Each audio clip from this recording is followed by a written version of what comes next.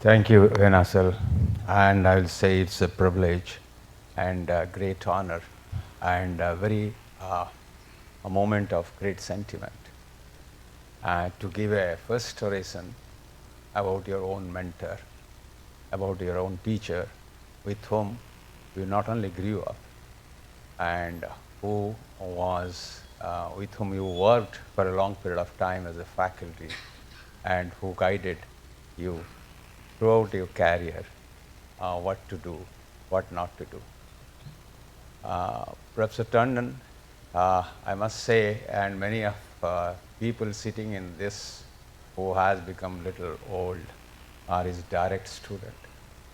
And to let you know, many of your teachers, starting from Professor Siv Sarin, Yogesh Chawla, myself, General Anand, Shiva Prasad, Randir Sood, Gauradas Chaudhary, Manu Tandon, Vivek Saraswat, name all of us in his training, who actually trained us and made us interested in the liberty. And I remember as a young resident, I used to look after Professor Pramasiskar is sitting, you remember. And when I used to see patients with liver disease with liver failure, and mostly I was working with him, probably longest, he will ask me that, well, a lot of animal studies are there, and ammonia is a crucial factor because hyperammonia and liver disease are very closely related. Why can't you measure ammonia and say what will happen to these patients? And indeed, believe me, that was true. And that's what I thought to give the first oration. Let us have this issue, which is very skeptical. Many people are very skeptical on the measurement of ammonia and liver disease and think there is no role at all. And in this conference, we have heard probably many of you, Dr. Bajaj, just Mohan Bajaj, they should not need that. Having that background, I just run through this slide with a limited time. It may be very difficult to present the details of the data. The background, we know ammonia is in our body is produced by various transamination and deamination processes of various amino acid and amino acid homeostasis. We know amino acids are necessary, are interchangeable, not only for the energy sources, for the tissue repairs and tissue building, and also it comes from purines and pyrimidines and various biological amines, as well as from intestinal bacteria, and which is very important thing in liver disease, and the urease splitting bacteria of urea, which produce ammonia, which is taken by portal blood into the liver, where they are converted. But in system, the ammonia is transported predominantly in the form of glutamine. We remember glutamine is the 50% of our amino acid in the body, and is one of the major source of energy for the intestine. Intestinal epithelium contains enzymes which I have written down here, glutaminase, which breaks down glutamine, and the energy is used by the intestine, breaks down to glutamate and ammonia. And this ammonia is actually detoxified by the urea cycle in the liver. And you see so many processes of transamination, deamination, amino acid homeostasis, and glutamine use both in the intestine, in the muscle, as well as the kidney, right? And the byproduct is ammonia. And only organ actually which disposes ammonia, which is very toxic to the body, is liver. There is no other way ammonia can be disposed out of the body. And in the liver, it is the urea cycle which is, right, converts it to urea through the urea cycle mechanism, and it is excreted in the kidney. So all these tissues which uses this amino acid contains various enzymes, right? And for this deamination and transamination processes. And for example, in the muscle, if you see uh, alanine or aspartate or branched amino acid, when they are deaminated and ammonia is produced. Ammonia is soaked up again in the, to the glutamine. Glutamine, which is the largest source of energy, it is soaked up because free ammonia is dangerous. And the starting process is the amino acid called alpha ketoglutarate. If you remember your biochemistry days, alpha ketoglutarate comes from tricyclic acid as a byproduct. So TCA is the intermediate of amino acid, glucose metabolism and fat metabolism produce alpha ketoglutarate, close interaction. So the deamination, transamination, urine pyrimidine destruction, urea splitting gut bacteria producing large amount of ammonia throughout the tissue and transported to the glutamine, and the free ammonia is converted to urea and it excreted. That we know, and that's what I want to show, that this is in brain, which has glutamine synthase. It is in the muscle, which is also glutamine synthase. It is in the kidney, which is also glutamine synthase. And in the intestine, from everywhere, this process goes on and the free ammonia is produced. And only it is excreted by the kidney. I'm not going into the details. So, if the liver fails, what will happen? All this free ammonia has to go up, right? And if it goes up, it is toxic.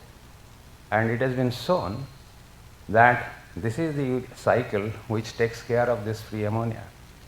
And remember, this 5 enzyme, carboxyl phosphate synthase 1, ornithine transcarbamylase, this is in mitochondria. I will request you to remember these 2 enzymes, which through another 4 enzymes, I don't want to go into the details, are converted to urea. And I told you the sources of this ammonia. Now, when liver fails, the ureagenesis decreases.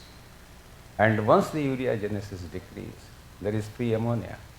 And free ammonia in the blood can transgress the blood-brain barrier, go into the astrocyte, where there is glutamine synthase, and alpha ketoglutarate in the TCA. You know, glucose is the critical factor for the brain function, where TCA cycle occurs, and alpha ketoglutarate is there. It soaks up the ammonia, converts it to glutamate, soaks up another ammonia, converts to glutamine. Glutamine is osmotic, draws water, brain swells, intracranial tension occurs. And depending upon the degree of rise of ammonia, right, its brain is affected slowly or rapidly. If it is affected rapidly, as in acute liver failure, we find front-end encephalopathy, cerebral edema, seizure, phoning, and death. And chronic liver disease, there is adaptation mechanism by the muscles, other tissues, kidney. Therefore, brain ammonia is less, but it causes insulin. Ammonia has been also found to compromise neutrophilic dysfunction, which has been shown in vitro in human being. And liver disease, first crash is innate immunity, causing more sepsis. Ammonia is also soaked up as a glutamine in the muscle, and glutamine muscle is a transient process to soak up ammonia and store it, reduce blood ammonia. Now, ammonia has been also shown to down-regulate mTOR, which is a proliferative mechanism for muscle cells, for any cell, and upregulate myostatin, and therefore causes sarcopenia. Sarcopenia and ammonia, therefore, has a reciprocal relationship. Patients who are sarcopenic cannot soak up ammonia as more encephalopathy. There is more ammonia in chronic liver disease, which results in sarcopenia. Sarcopenia today, we know there are many evidences which causes it. Now, HSC upregulation in animal models as well as in human has been shown to be caused by ammonia. Very important, and so multiple effect of ammonia in liver disease has been shown in tits and pits.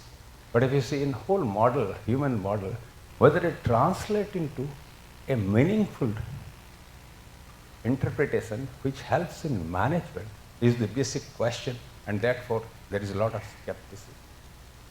Now if you see ALF, which we started working long back, we found very high rise of sudden ammonia because ALF is a very quick event, and our country particularly, it is predominantly because of viral hepatitis, and day 1 you have jaundice, day 3 you have encephalopathy, day 5 the fellow is dead. And there is no chance of adaptation, and very high rise of ammonia causing encephalopathy. Now, many of us have shown, starting way back in human beings, starting from late 1990s to early 2002, all over, starting from UK and India particularly, that ammonia level in acute liver failure is significantly or markedly higher than other conditions. However, in chronic liver disease and acute and chronic liver disease, it also goes on. And when we saw ammonia in acute liver failure is very high, we thought it must be doing something because it's the cause of encephalopathy. And encephalopathy was a major cause of death or cerebral edema. Can it predict outcome? This is a very old paper, and we were surprised. Indeed, ammonia could predict outcome. And we could divide survivor and non-survivor very distinctly, and we found amongst non-survivor, ammonia levels were very high. And we could construct a ROC from which could find a critical level of ammonia which can predict mortality at baseline. And that was 124 micromoles per liter. When we divided patients, we found those who have higher ammonia level than the critical level. More often they died, and more often they developed all complications. But what I saw as an observation, that many patients of this acute liver failure survived. And interestingly, I found in them ammonia level decreased. So we did a prospective study of 5 days of serial ammonia. And again, in this study, we found critical level of ammonia is out 120 to 124. And when we saw, when this ammonia level started coming down over 5 days, their cerebral edema resolved. Those who had absence of cerebral edema, it came down, it never occurred. If it doesn't come down, it did occur. Same thing we observe in hepatic encephalopathy and also in sepsis. So we found ammonia level is dynamic, and when it is improved, this complication improved, is it an indirect marker, surrogate marker of regeneration? However, these are arterial ammonia, collected immediately, collected within 15 minutes of ice, and tested day, whether in and night in the lab, right away there, with a spectrophotometer, with the ammonia kit there, without delay. Ammonia is a volatile gas. You go ahead. And further, subsequent to our study, the UK group produced, yes, baseline ammonia is important in acute liver failure. There was a different group, paracetamol-induced acute liver failure, and they stratified this patient to baseline ammonia. And those who had higher ammonia, they progressed to advanced encephalopathy and died. And we also subsequently shows that survival also improved if ammonia came down. And by this time, prognostic marker in liver transplant in acute liver failure has been established. And all prognostic markers were baseline, particularly King's College. And I found you cannot use King's College criteria because King's College say age less than 10, more than 40. And if you remember, most of your patients are within this period. You cannot use this. 80% patients fall are young. Second, etiology, non-A, non-B, halothane, and drug idiosyncrasy. Yes. You don't see halothane. And their non-A, non-B was different. It was not E. You don't see that. And third is icterus encephalopathy interval. Hyperacute, more than 7 days, it is bad. 80% patients of yours are hyperacute. Couldn't use it. That leaves bilirubin and INR. But you need 3 factors to predict. Second, we observe that all these factors changes. And by this time, we realized 25% in acute liver failure are unnecessarily transplanted. Transplant is a swab. You have to give immunosuppressant. So it has to be dynamic. So over 3 days when we assessed and incorporated ammonia, we found that indeed dynamic factor is much better than all static factor, and we named as ALFED, acute liver failure early dynamic model, where there are importantly 4 variants: hepatic encephalopathy, right? Advanced, it persists as advanced hepatic encephalopathy. I will show you that hepatic encephalopathy persisted, right, on day 3 because it changes even in 3 days. If INR persisted more than 5, arterial ammonia persisted more than 123, or bilirubin persisted more than 5, they on day 3 had a better odds ratio, and their beta integer, which at a mathematical strength was rounded up to give a score, and there were 6 scores, 0 to 6. So you can stratify them each day depending upon this. And if you have a score of less than 4, there was 80% survival. But have a score more than 4, there was 80% death. And in a dynamic fashion, you can assess on day 3 and probably select for a transplant. Anyway, it takes 3 days, 2 to 3 days to have a life-related liver transplant program. So this was, and when you compared with other models, also in a dynamic fashion, we found diagnostic accuracy of is much better. Having said that, if you see, this is a cartoon which is drawn by General Anand, right? And if you see, this score is so dynamic, it changes. And on day 3, the prediction is best to select this. And having said that, we also believed by that time acute and chronic liver failure was a disease which also has acute deterioration of underlying chronic liver disease, reducing the hepatocyte functional mass, and ammonia should go up in these patients and should also be able to predict. And this was a joint study which was started way back in 2018 at AIIMS and by Dr. Jalan's group. And there were a large number, about 500 patients, and in ACLF, essentially evaluating short-term mortality amongst patients with chronic liver disease, and about 43% died. I've just summarized it. If you see, baseline ammonia was different according to the severity of hepatic encephalopathy. Hepatic encephalopathy in ACLF is bad prognostic marker. We all know that has been established. They invariably die. And if you see those who died versus survived, the ammonia value was significantly higher amongst those who died. And it was an independent predictor of 28 days mortality in a multivariate analysis. And one can find out a cutoff level using ROC curve is about 80 micromoles per liter, which has a sensitivity and high specificity.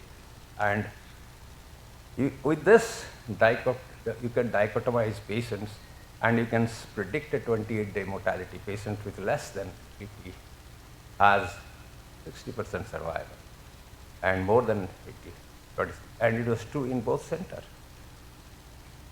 And those who have a higher ammonia, they have higher organ failure. And again, the dynamicity was important in this study in both centers, and if it persisted about the level, most often, very high percentage of them died, and could be used as a prognostic marker. And subsequently, it was another study Salimer did and published that those with acute decompensation, if they have a higher ammonia value, they had organ failure, which is ESL definition of ACL. And if you have ammonia value persisted in acute non-chronic liver failure without organ failure, they develop organ failure and they died more often. It was also important. And most importantly, the ARC, which is the Asian Consortium for ACL, which is a large number of patients, also validated, I'm not going into the details of the study, also validated that ammonia, ARC score, and ammonia levels are baseline predictor of hepatic encephalopathy, which is the predictor of death. And the dynamic increase in ammonia level over 7 days could predict survival and progression to hepatic. I'll finish.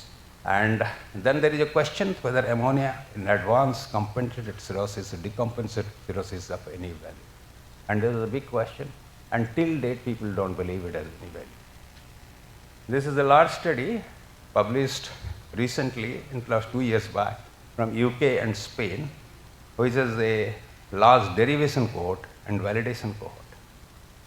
And they measured ammonia, both arterial and venous. That is a question and there is a problem. And they adjusted this ammonia.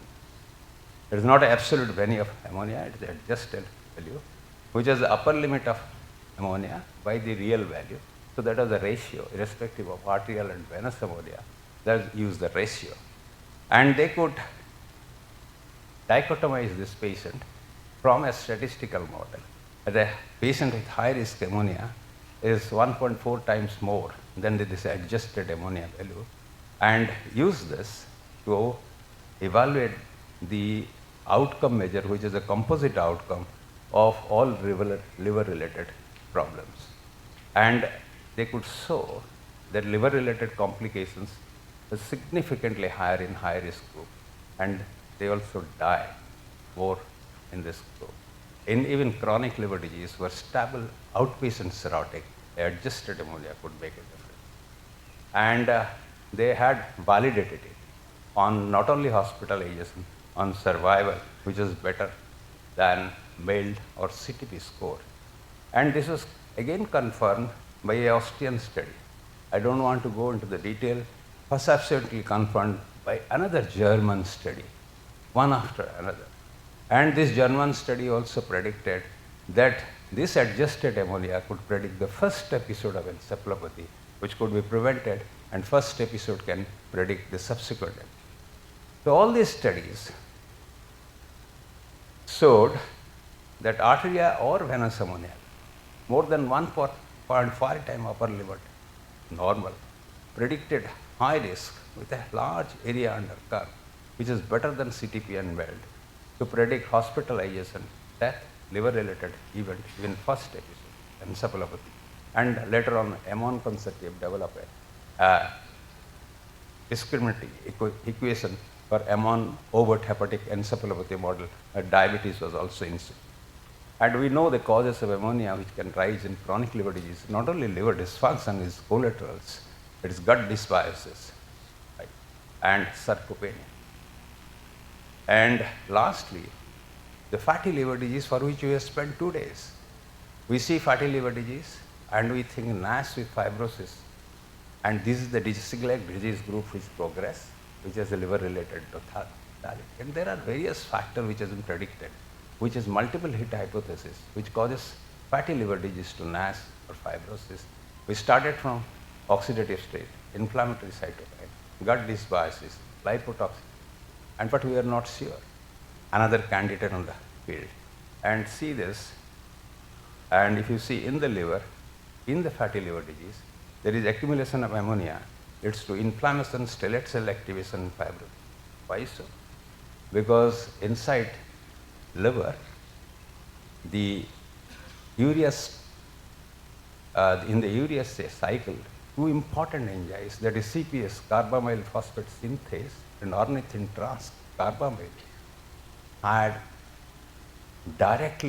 is directly affected by the lipotoxin, like diacylglycerol, which can cause epigenetic changes. And these epigenetic changes make this enzyme dysfunctional, causing intrahepatic urea, ammonia accumulation, which causes HSC upregulation.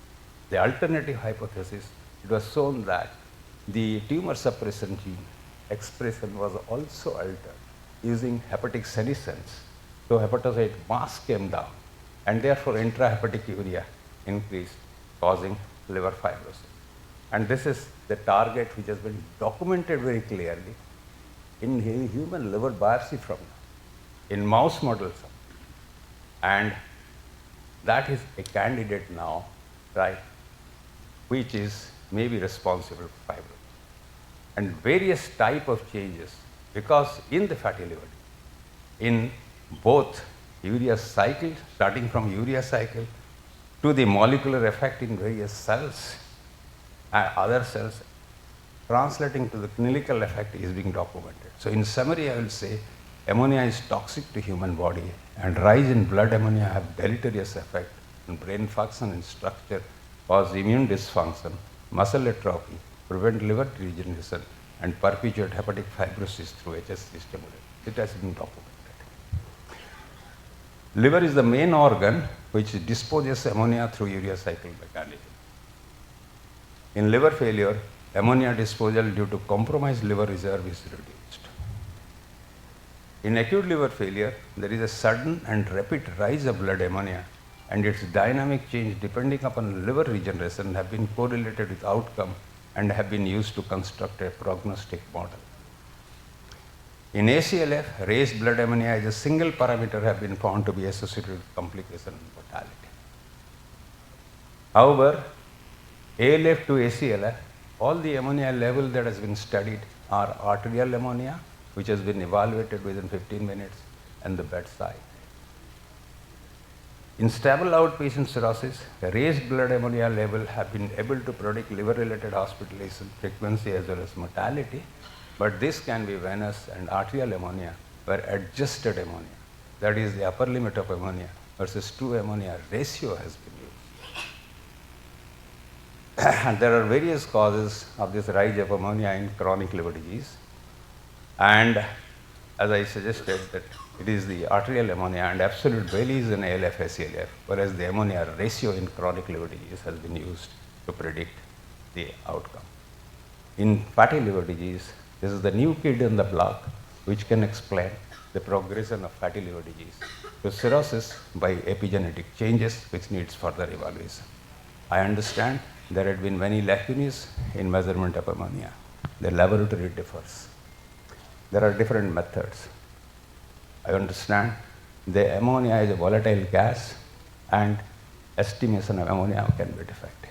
I understand when you use muscles as a tourniquet, it can upregulate ammonia as such. I also understand sepsis is an important co-founder for ammonia rise. I also understand that ammonia should be measured as a point of care to predict this outcome. This over 30 years, ladies and gentlemen, has shown there is a room. And therefore, now it is time that you have a mic chips. Use at the bedside, on the spindle plate, and use this to predict the outcome, and whether we can target his therapy is another point. And there are many right instruments, gadgets, drugs which people are trying to cut down this ammonia, because the liver buying time is a very important concept to give them life. And if you buy time, you can transplant them, make them stable, make their results. Thank you very much.